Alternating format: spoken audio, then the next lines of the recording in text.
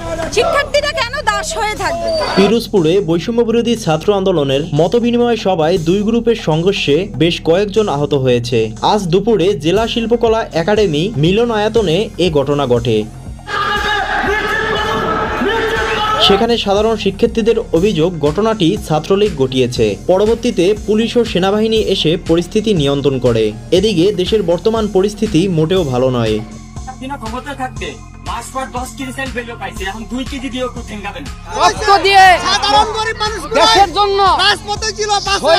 বৈষম্য বিরোধী ছাত্র আন্দোলনের সমন্বয়করা তাদের নতুন রাজনৈতিক দল গঠনের জন্য ব্যস্ত।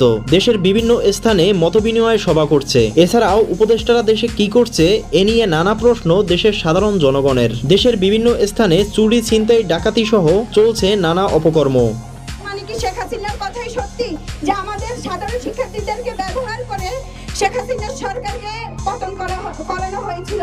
অন্তর্বর্তী সরকার আসার পর সাধারণ জনগণের কষ্ট যেন বেড়ে চলছে। প্রিয় দর্শক, দেশের এই বিষয়গুলো আপনি কিরকম দেখছেন জানিয়ে দিন কমেন্ট বক্সে। এছাড়া ভিডিওটি ভালো লাগলে একটা লাইক দিয়ে চ্যানেলটি সাবস্ক্রাইব করে পাশে থাকুন।